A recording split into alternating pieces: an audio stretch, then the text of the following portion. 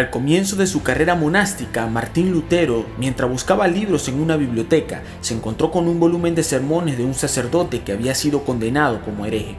No pude entender por qué motivo habían quemado a un hombre tan grande que explicaba las escrituras con tanta profundidad y habilidad, dijo Lutero.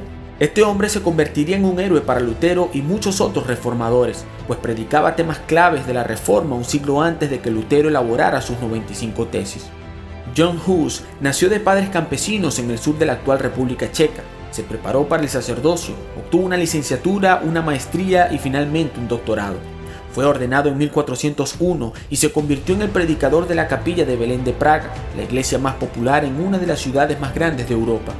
Hus pasó gran parte de su tiempo sirviendo en la academia como decano de la Facultad de Filosófica en Praga. Al vivir en una época de agitación social entre los hablantes alemanes y los ciudadanos checos, Hus se convirtió posteriormente en una figura clave para el nacionalismo checo. Sus puntos de vista acerca de la máxima autoridad de las escrituras se encendieron cuando comenzó a leer las obras de John Wycliffe. John Hus vivió en una época en que la inmoralidad infectó el sacerdocio de la Iglesia Católica. Pronto comenzó a predicar sermones violentos contra la corrupción del clero, hasta que lo denunciaron al arzobispo y le prohibieron predicar. Mientras Hus leía las escrituras y observaba a los papas de su época abusar de su poder, concluyó que la autoridad papal no era la máxima. Necesitaba una base más sólida que la que se construyó a partir de la opinión de los hombres, sin importar qué tan considerados o eruditos fueran. Él construyó su vida y ministerio sobre la palabra de Dios. Además, argumentó firmemente contra las indulgencias. Estuvo a favor de que tanto el pan como el vino se sirvieran en la comunión y predicó en el idioma de las personas, en oposición a la idea de predicar en latín con el que se predicaba entonces. Mientras tanto, la situación se complicó con la política europea, que vio a dos papas compitiendo para gobernar a toda la cristiandad. Un consejo de la iglesia fue convocado en Pisa en 1409 para resolver el asunto. Allí fueron derrocados ambos papas y se eligió a Alejandro V como el pontífice legítimo. Alejandro pronto fue sobornado para aliarse con las autoridades de la iglesia bohemia contra Hus. Pronto le prohibieron predicar. Sin embargo, Hus continuó predicando y ministrando con el apoyo de los bohemios locales y a través del papel. Cuando el sucesor del Papa Alejandro V autorizó la venta de indulgencias para recaudar fondos para su cruzada contra uno de sus rivales, Hus se enojó y se volvió aún más inflexible. El Papa actuaba por mero interés propio y Hus ya no podía justificar la autoridad moral del Papa. Se apoyó aún más en la Biblia, que proclamó como la autoridad final para la Iglesia. Hus argumentó que el pueblo checo estaba siendo explotado por las indulgencias del Papa. Sus opiniones fueron consideradas como un ataque contra el rey de Bohemia, quien obtuvo una parte de los beneficios del dinero recaudado con la venta de indulgencias. Hus perdió por completo el apoyo de su rey.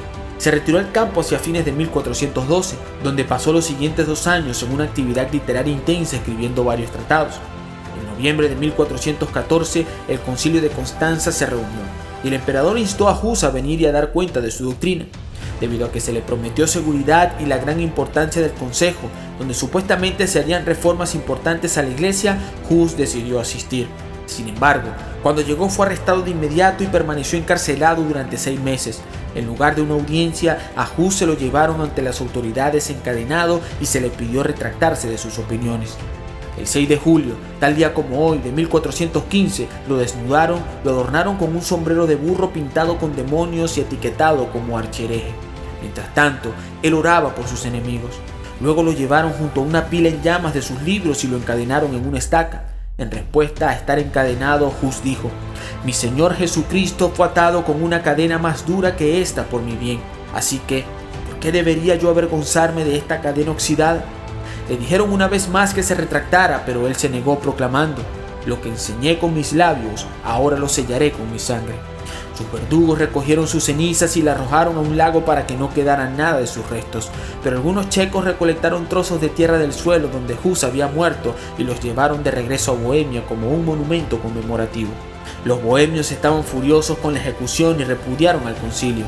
En los siguientes años, una coalición de husitas se negó a someterse a la autoridad del Sacro Emperador Romano o de la Iglesia y repelió 3 asaltos militares.